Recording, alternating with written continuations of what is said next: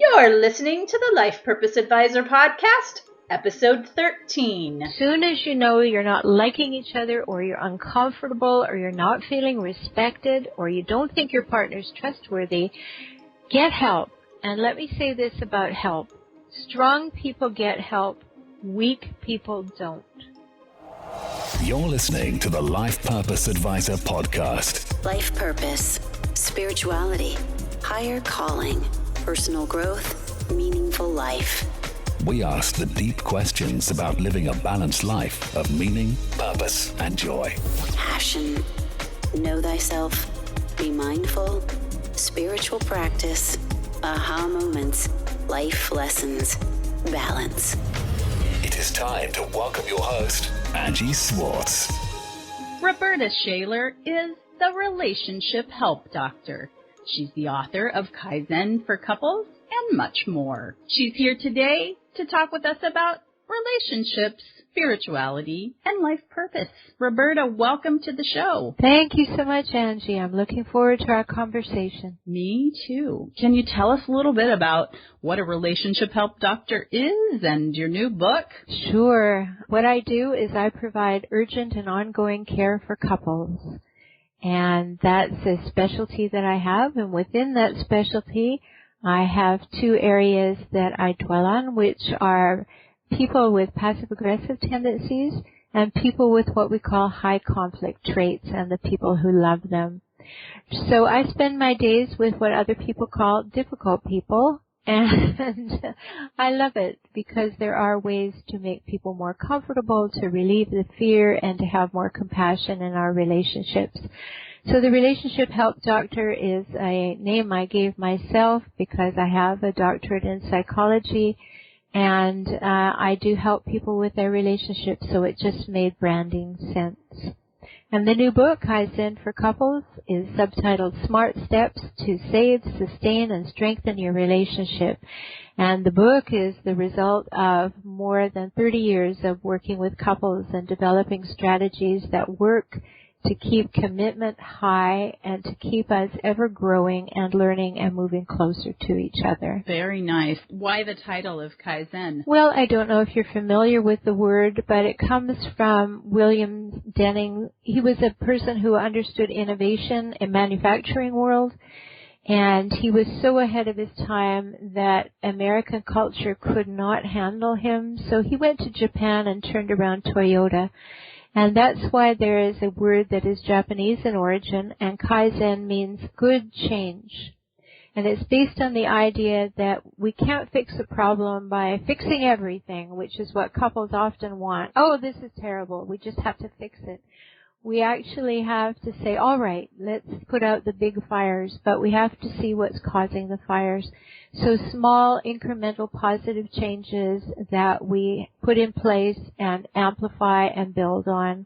And that's why Kaizen for Couples, how to take those small, incremental improvements and make positive gains in your relationship. Can you give some examples without giving away confidentiality of what kinds of things people come to work with you on? Oh, sure. Sometimes people have a good relationship and they want a fabulous relationship. Those are always a great joy. But sometimes it's gone from the other end of the spectrum where people have come to me because I'm also a professional mediator. They've come to have me mediate their divorce and ended up being more in love than they ever had been. I've had couples who were just ready to call it quits and couldn't find anything. They remembered they loved their partners, but they couldn't find what to love anymore. It had deteriorated so far, and we were able to turn it around. I really have a strong belief that we don't get the skills, we don't acquire them, we're not taught them to really know how to make a commitment, what commitment really is. I think that we live in a world where we have such a high divorce rate because we have so many people who affirm the idea of what I call a hokey-pokey relationship. You go in 1 foot in and 1 foot out, and that's what it's all about. You have friends telling you, oh, well, if it doesn't work out, you can get a divorce. That's the antithesis of commitment.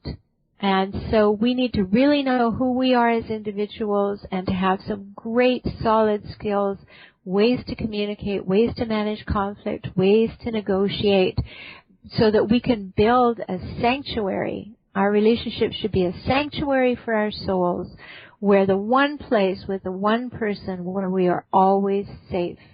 You know, it's interesting that you say that, because my experience when working with couples is, you know, couples seem to come to work with counselors and coaches when they're close to the end and they think there's nothing left but divorce. But then the clients that I work with that are working through being divorced, the thing I hear the most often is that they wish they would have tried harder, or they knew someone like you that they could go work with to see if there was any other alternative, because divorce, as we know, is a very difficult thing. Yes.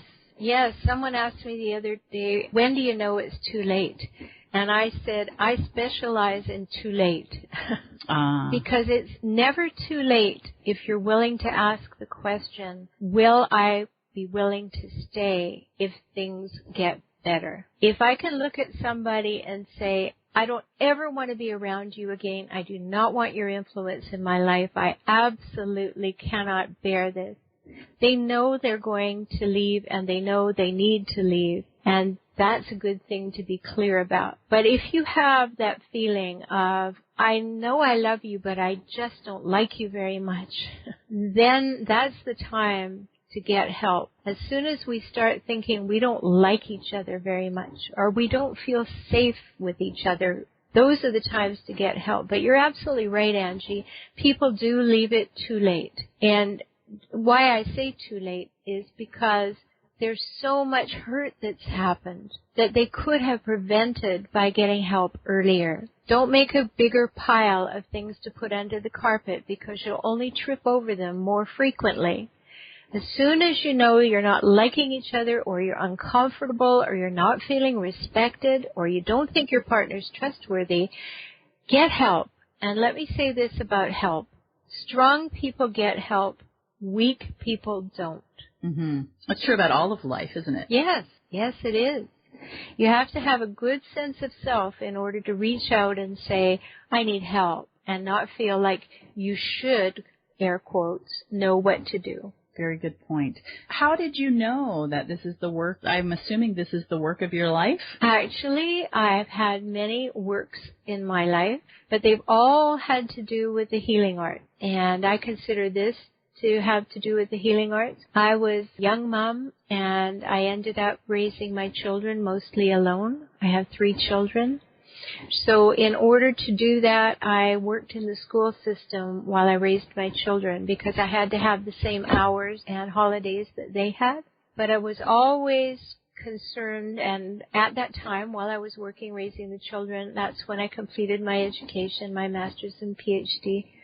And I knew that I was always going to be in that situation of wanting to make life better, because that was so for me. I always wanted to make my own life better, and I always believed that there were ways to do it, and I wanted to share that with others. So it's been a long and winding road, as the song says, to get to being 100% just the relationship help doctor alone, and being absolutely sure that it isn't a job for me. It really is a calling. Mm-hmm. So would you say that your life purpose is to help others with relationships, or something different? Oh, I would definitely say that. Being a guide to use my experience and my expertise and all that I've developed to make life easier, to show people a better way, a more loving way, a more consistent way, a happier way, to be with one another and to create what I said earlier, that sanctuary for the soul, that a relationship could be a sacred place for them.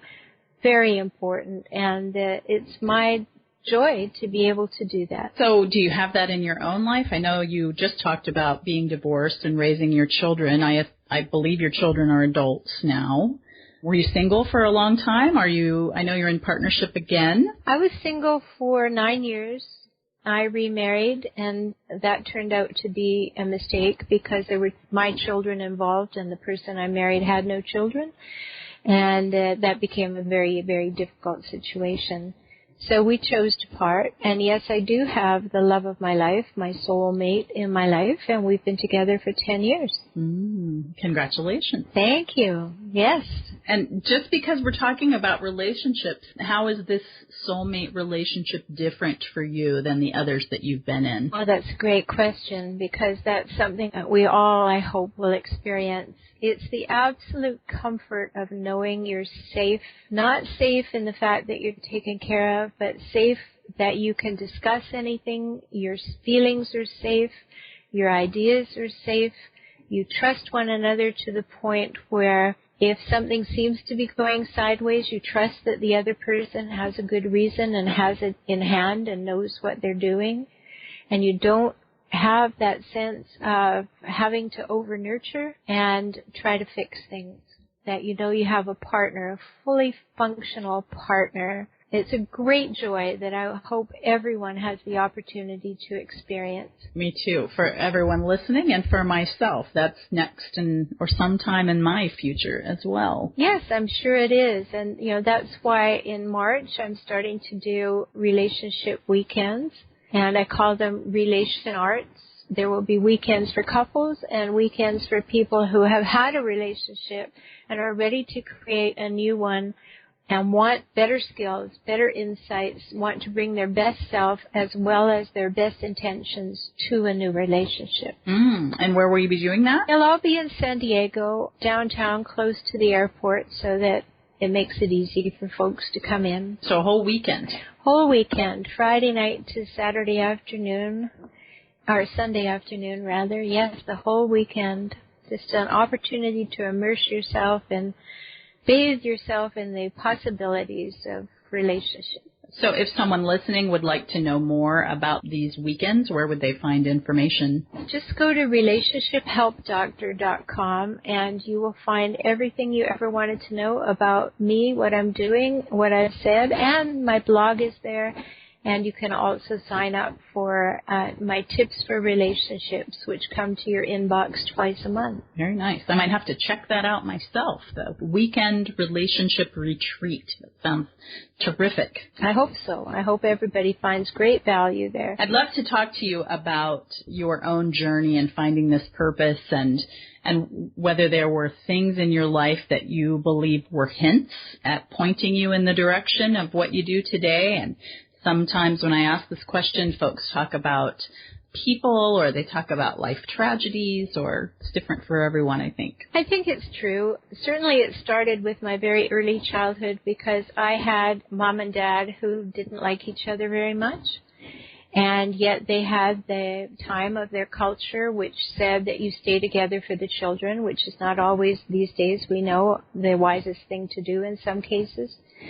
So my mother was highly passive-aggressive, borderline, and my father was a delightful man who enjoyed being away from home 6 months of the year. So I'll leave that to the imagination of others, but I found myself actually having to be the parent. My mother didn't want children.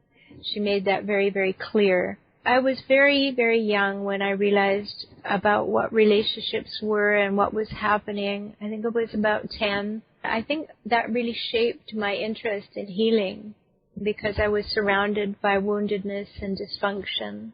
And then going through my first idealistic marriage, I wanted 6 children, I wanted to live on a farm, and I wanted to can food from my garden, But I was raised to be a musician, so I was performing all the time, and then I became a professional speaker in my early 20s. So that didn't have a whole lot to do with raising 6 kids and having a garden and canning food. But it was that impulsion to help people, to give people the experience. Think about these things. Here's some insights that could change your life. And then, as you know, I'm also a minister, so I was doing a lot in the New Thought community for a very long time and helping people with their personal development, personal empowerment, and understanding exactly what the possibilities for full-out living, or what I call no-limits living, entails.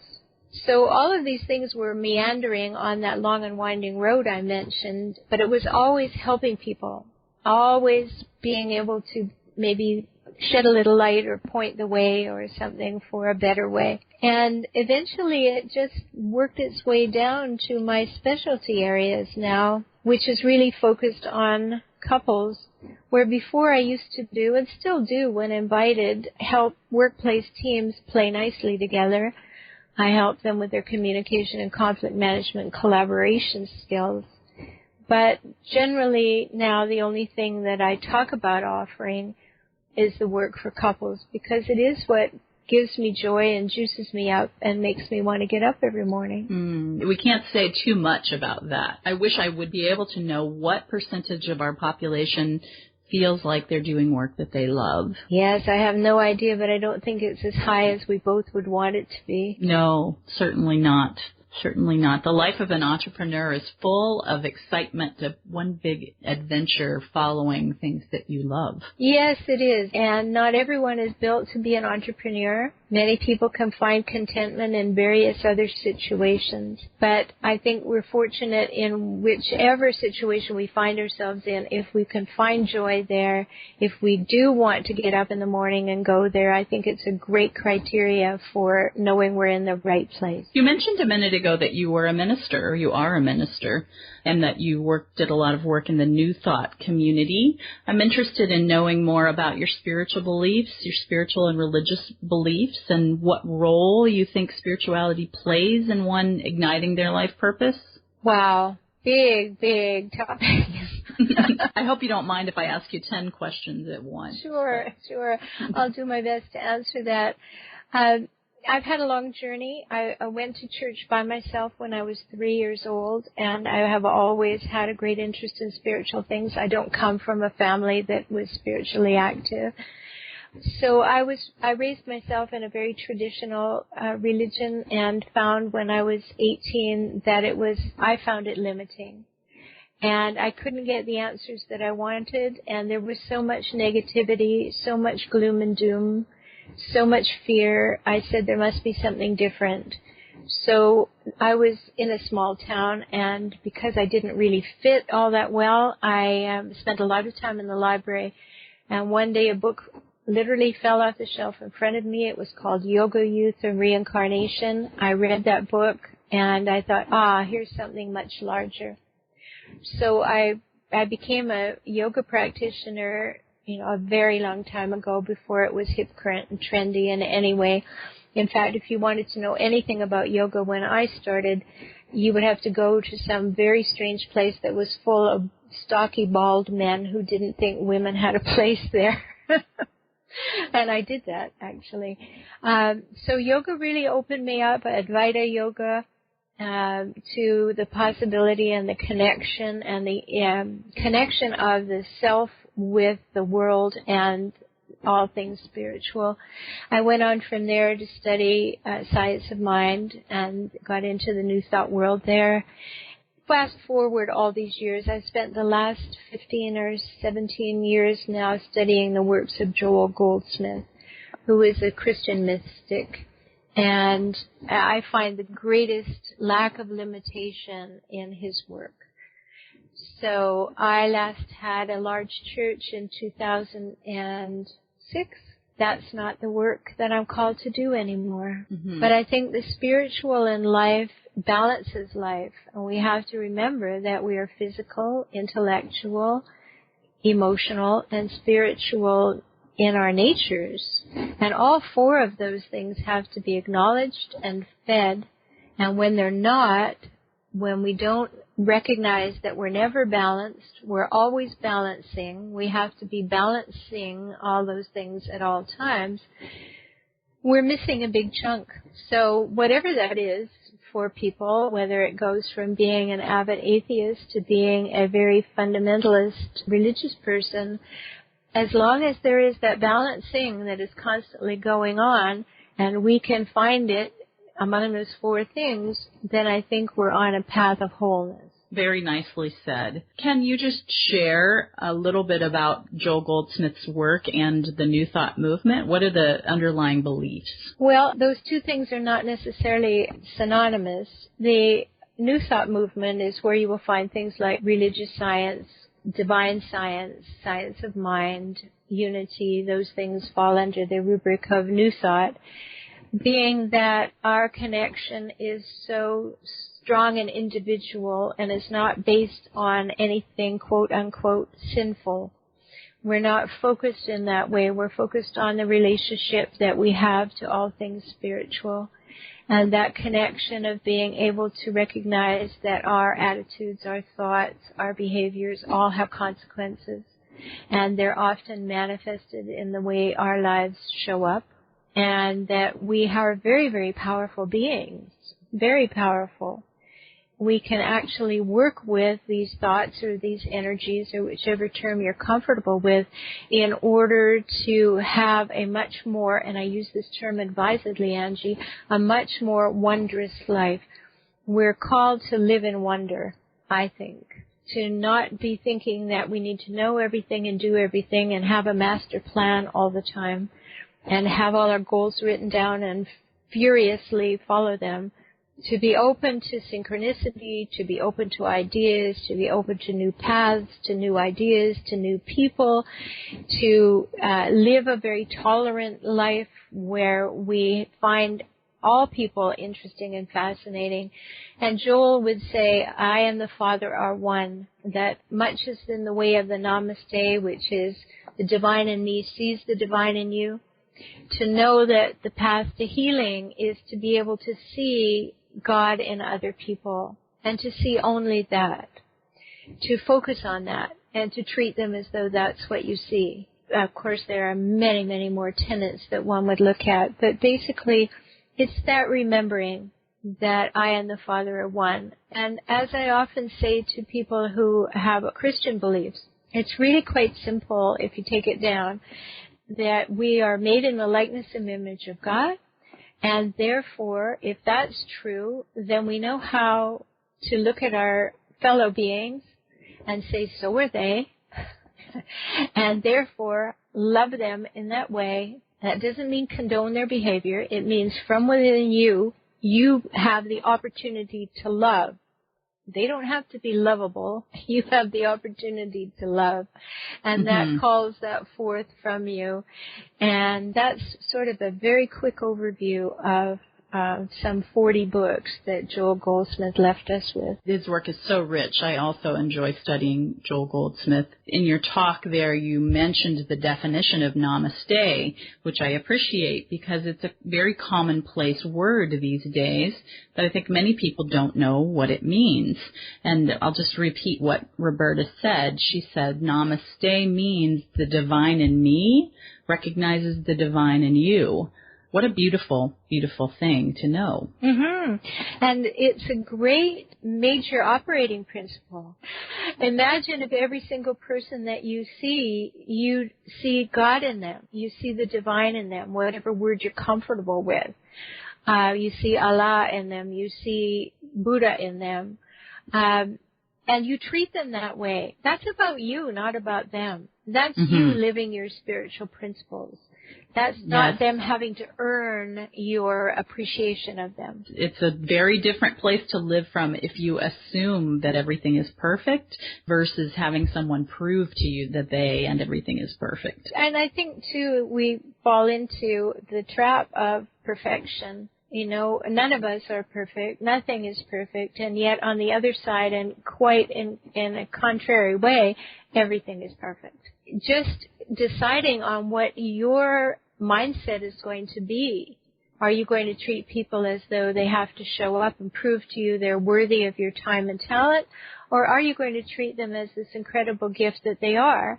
And that comes from who you want to be. They don't have to earn that. They don't have to do anything spectacular. You accord them that because it's your belief.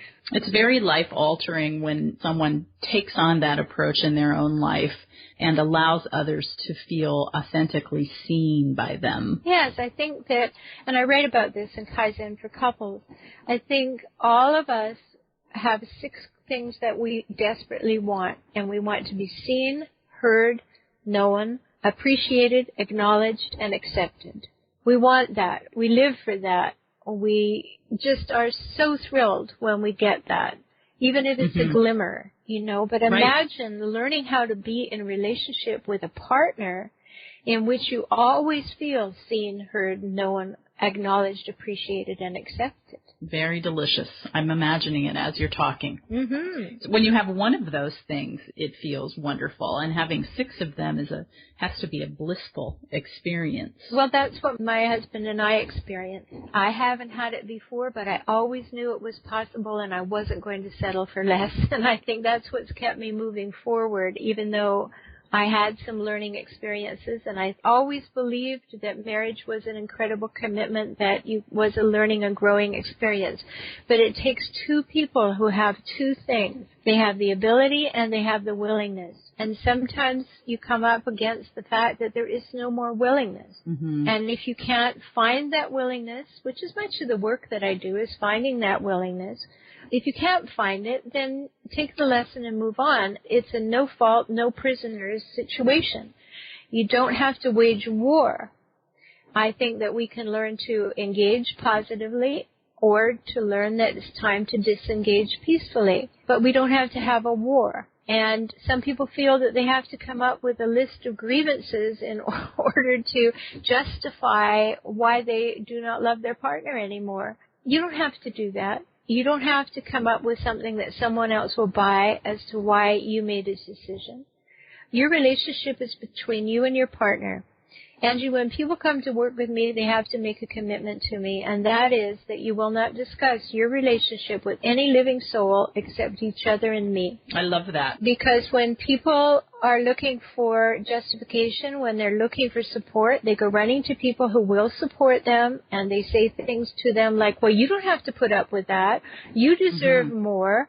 They don't have the skills to give. If they had the skills to give, their relationships would be joyful and supportive and lasting and loving and able to work through and walk through anything. But we go off looking for this support in all these places, and we always have to remember that those people who are telling us that, they want us to take their advice because then they feel that they're wise now, they've contributed something. And when you don't take their advice, they don't like it much. And so you disturb other relationships as well as your own. And when partners learn that they have to find ways, and often they come here to learn that, find ways to talk well together in a safe way so that they can work through anything, that's what creates that bond and that ever-deepening closeness that they can walk through anything. Life is painful, difficult, and complicated. It's not all sweetness and light. I'm sure you've noticed that. It's not? No, I know. It's a shock, isn't it? But in that painful, difficult complexity that we know as life, we choose our attitudes, we choose our point of view, we choose the perspective we take, and we choose the skills that we use. And all 4 of those things are learnable because that's where you got them. You learned them in your early life. Like I just got off the phone with a client from Australia, and one of my specialties, as I said, is passive-aggressive behaviors. She's living with a passive-aggressive man of the most classic variety. And as I was sharing with her, I'm glad that you recognize this. I'm glad you're getting some help. I want you to know that your partner is living from fear, a fear that he got when he was really small. And it has grown, and he has created defense mechanisms and habits to keep himself safe. They are dysfunctional, and they are things that push people away, but it is all he has right now. And if he can recognize it, that he's unhappy and he would be willing to move in a positive direction, I can give him the ability and insights to do that. But if his fear is so all-consuming that he just has to make you wrong, and he will not look at those things, then you have to keep yourself safe. I think that's an amazing gift that you give folks. I'm interested to hear what you say about the viewpoint that our relationships are a mirror. I have done some work with Debbie Ford's work around the spiritual divorce, and she talks a lot about the need to go look at yourself, really look at what's showing up for you because it's what you are called to work on within. Oh, I agree. You can't give a gift you don't have. It's impossible. You can want to give it, but if you don't have it within yourself, you can't give it. So your own individual work has to be done. Do you recommend tools that help people know themselves better? And if yes, what are those? Well, they're all in Kaizen for Couples, as it happens. Kaizen for Couples is my 10th book, so I've written many other things that can help. But I did include a great deal about how to work on yourself in order to be the partner you want to be for your partner or that you want to attract. Although the book is for couples, it is a good handbook for knowing how to prepare yourself to have a relationship and to know what the criterion would be for a great relationship, or what I call a world-class relationship. And if you just had to pick one of those, is there one that is top of mind? Yes, the first one would be to be honest with yourself, to be able to be self-reflective to the point of scrupulous honesty. Okay, thank you. That's just one. I talk about 5 relational gifts that we have to give, and that we have to have them before we can give them. And the first one is that level of honesty. Hopefully people listening that are interested will read your book and see for themselves the wonderful things that you offer for that. I want to get back to talking about you a little bit. I'm interested to know about your daily practice. Do you have a daily practice that keeps you centered? I do. I like to have morning time, quiet morning time to start the day. And that includes, on my best days, I don't always do it, but I do it to the best of my consciousness at the moment on the day. And what that looks like, first of all, I read Joel, and then I just sit. My husband and I wrote a book in 2007 called Soul Solitude, taking time for our souls to catch up. So we call that our soul solitude time, where you really come to know yourself deeply and you can listen to that voice within, or what we often call the voice for God, to be in that very quiet place many times a day. I invite people to set their cell phone alarms for every 2 hours to do 2 practices.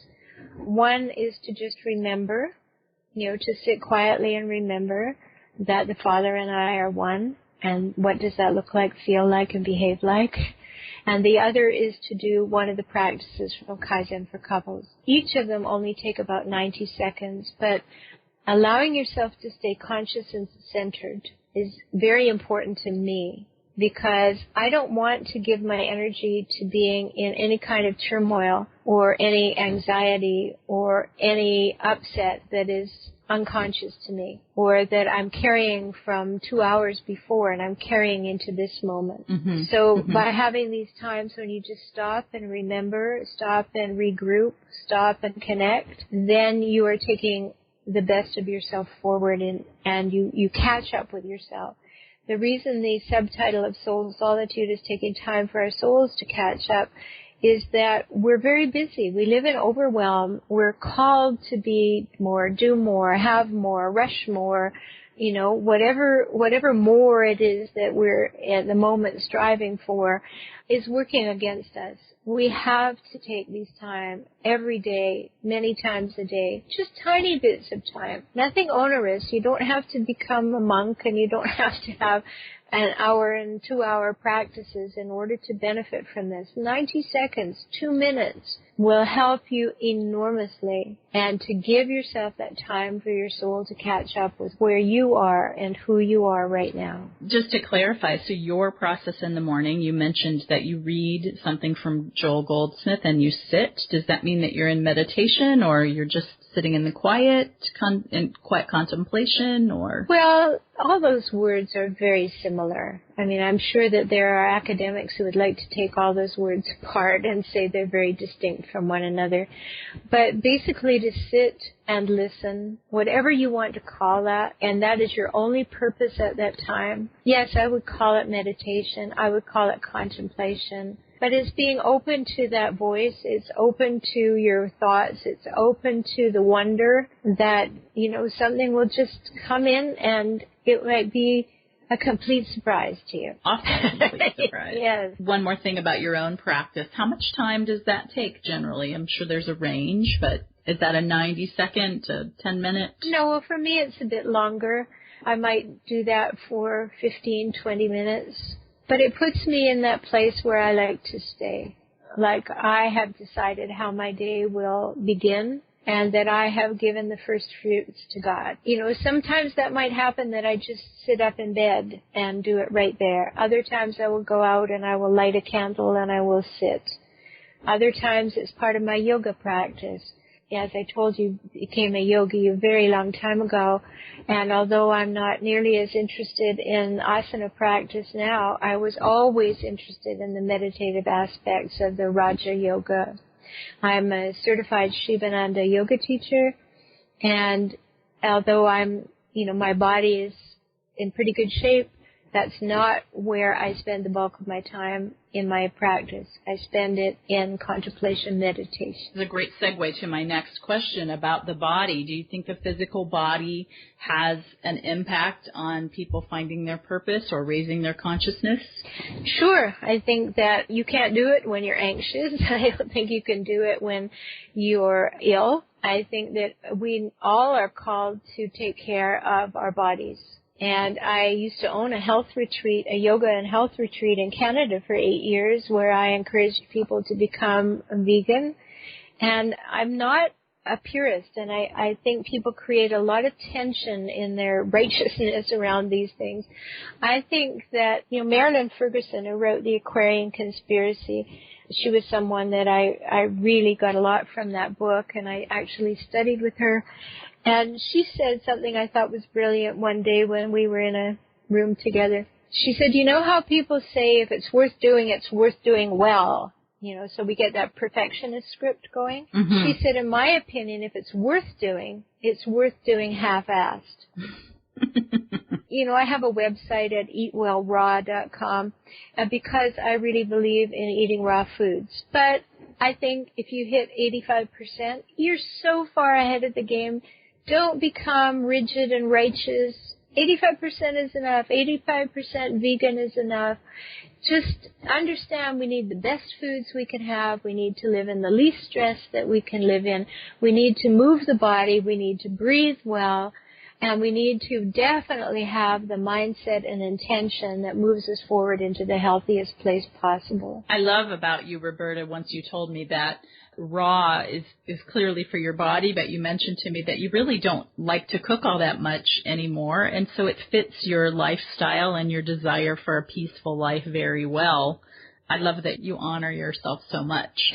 Well, thank you. Having been at the retreat center for 8 years and teaching people how to eat in this way, I ran an incredible kitchen that actually left me with a taste for no more kitchens. So this is easy to understand. Yeah, very easy to understand. Yeah, so I eat out a lot, but at home I keep a raw diet. Can I ask you a lightning round of short questions? Yes or no, short answer questions? Yes. Do you think passion and life purpose are the same things? Whoa, I think when those two things are the same things, there could be nothing better. But I do think sometimes people have a strong life purpose that becomes a passion, didn't start as a passion. Do you think everybody has a life purpose? I think we all have one, and that we all share, and then we individuate. And what is that one? That we are the expressions of God that we're meant to be, and that we live in alignment with that. On a scale of 1 to 10, 10 being high, how important is following your joy and igniting your life purpose? 11. Did you ever quit your job to follow your purpose? Do you think somebody needs to quit their job? I have. I made a promise to myself that when my youngest child had been on his own for 2 years, I was able to quit my job and follow my own life purpose. I did that. And do you think somebody needs to quit? I don't know that you need to quit, but you do need to be balancing with what it is that you have as your purpose and are passionate about. You need to create, always be in that state of balancing. So if you cannot quit, which I couldn't when I was younger raising these kids, I could have, of course, and gone on food stamps, I suppose, but I had a good job, and that was not the responsible thing to do.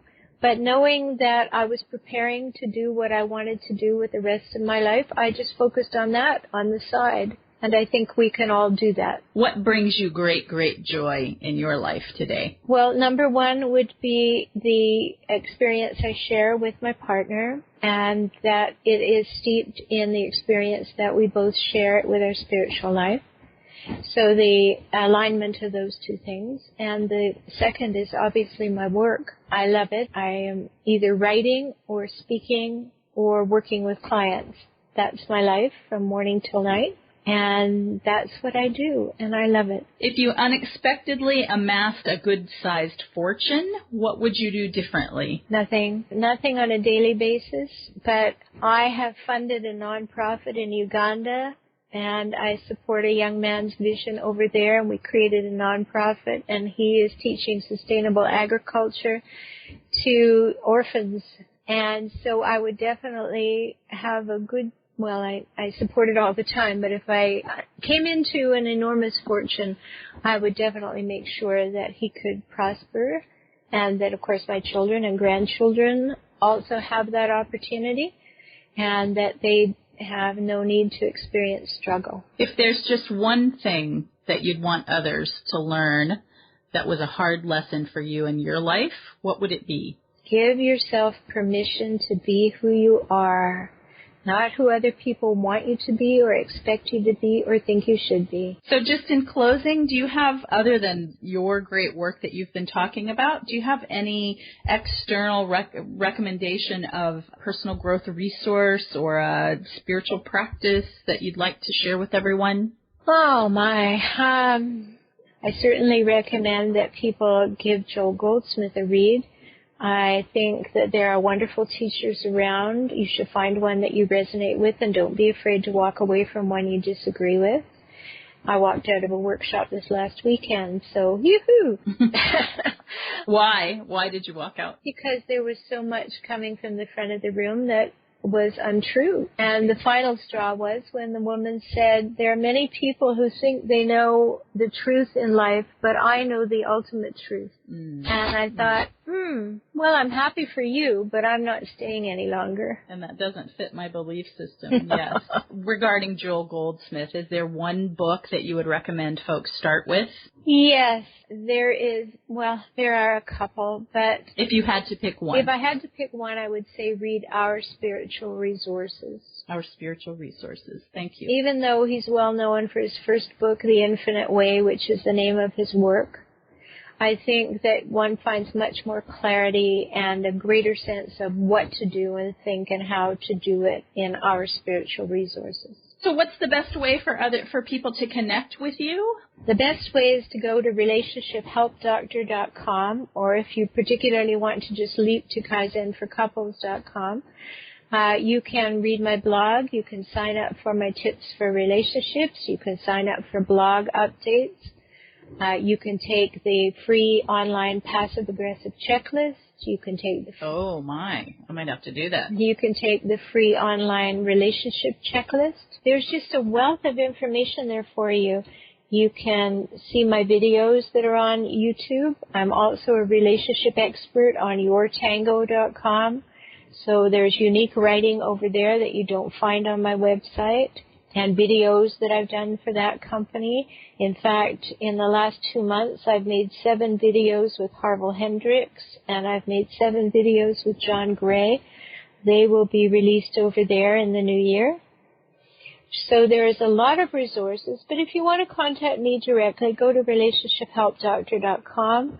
You can even apply for a free half-hour consultation with me if you know that you're ready to work on your relationship. Well, I thank you very much for your time today and your insightful answers. Well, thank you, Angie. This is wonderful. They are very great questions and cause people to think and reach deeply, and that's always valuable. So thanks for the work you're doing. My pleasure. So we'll end with Miss Rhoberta today. If you like what you've been hearing today on the Life Purpose Advisor podcast, please rate us or subscribe or both at iTunes or Stitcher Radio, and send us an email about someone that you would love to hear from. You can email me directly at Angie@lifepurposeadvisor.com. We'll see you next time.